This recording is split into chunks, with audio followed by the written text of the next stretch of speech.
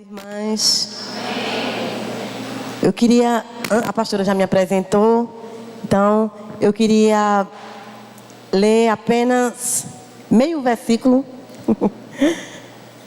que está em Jeremias, no capítulo 29. Jeremias capítulo 29, verso 11, apenas a parte A do versículo diz: porque eu bem sei os pensamentos que penso de vós, diz o Senhor. Porque eu bem sei os pensamentos que tenho ao vosso respeito, diz o Senhor. Então, esse versículo, ele marca muito a minha vida. Porque no momento que eu não sabia o que seria da minha vida, no momento que eu não me via ninguém, o Senhor já sabia. Quando eu não pensava nada ao meu respeito, quando eu não me via, quando eu não me achava, o Senhor já me via. E Ele já dizia todo o tempo: filha, eu sei os pensamentos que eu tenho ao teu respeito. E esses pensamentos eu não conhecia, porque eu não tinha intimidade com o Senhor. Eu nasci numa família cristã. Meus pais, quando eu nasci, já eram evangélicos. Minha mãe se converteu aos 14 anos de idade, mas ela casou com um homem não crente. E a minha mãe sofreu muito o início do casamento. Os 5 primeiros anos foram anos terríveis, né? Que eu conheço apenas os testemunhos. Mas quando eu nasci, o meu pai já havia entregado a vida a Jesus, e minha mãe já estava num contexto de vida onde ela dizia: eu e a minha casa servimos ao Senhor. Então eu mamei na escola dominical. No meu tempo nós íamos para a escola dominical com dor de dente, com dor de cabeça, com o dedo arrancado, do jeito que com sono, o olho cheio de remela. Levanta, vamos para a escola dominical. Então eu cresci dentro da igreja, e desde pequenininha tinha os conjuntinhos de criança, e eu cantava no conjunto de criança, e fui crescendo, fui para o grupo de adolescente, para o grupo de jovem. Então eu cresci nesse contexto de igreja. Não tenho um testemunho assim, o dia que eu me converti, o dia eu estava não sei aonde, alguém falou de Jesus para mim. Não, eu comecei a ouvir falar de Jesus dentro da minha casa. Mas apesar de ter nascido num lar cristão, eu passei por muitas coisas na minha vida. Minha mãe, ela sempre foi uma mulher que trabalhou muito, né? Fica a dica para mulheres que trabalham muito. E nós ficávamos sozinhos em casa. Eu sou a caçula de 6 irmãos. E minha mãe trabalhava.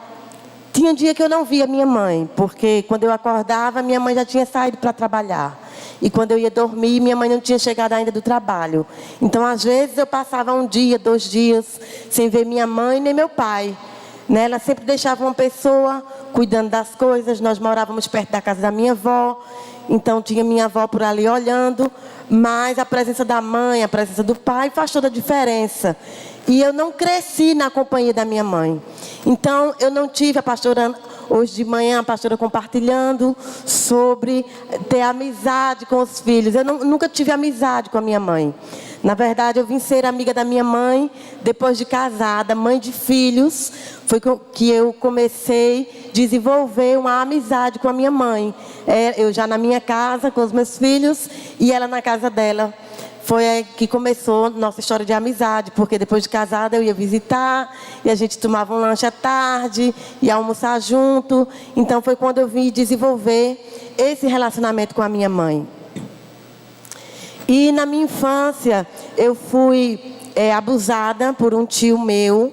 E eu lembro que eu tinha uns 8 para 9 anos.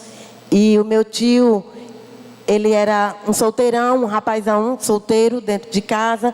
Minhas tias todas já tinham casado e só tinha ele de filho homem na casa da minha avó. E ele abusava de mim e da minha irmã. Mas era assim, ele mostrava o órgão genital dele para a gente. Ele corria atrás da gente para fazer medo. Ele trancava a gente no quarto e dizia que ia nos pegar. Ele deitava em cima de nós. Eu lembro que eu ficava eu era muito magrinha, muito magrinha.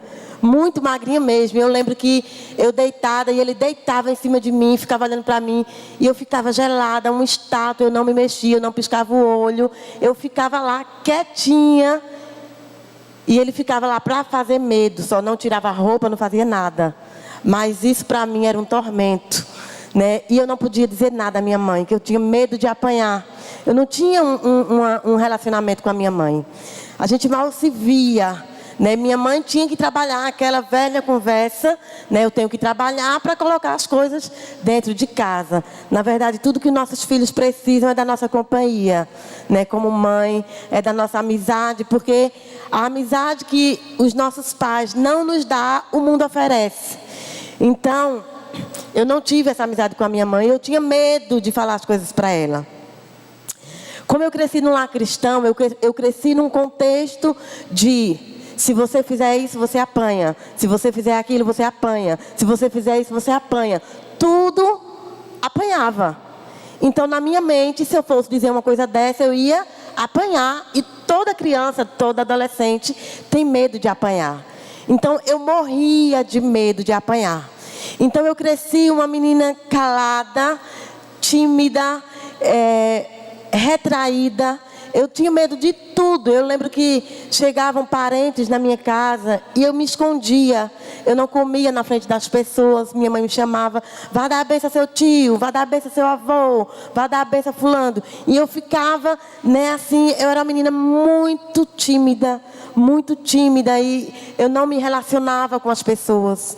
Eu fui uma pessoa de poucas amizades. Eu acho que na minha vida inteira eu tive 2 amigas, uma ou 2. E eu tinha problema de relacionamento. E eu não sabia por quê.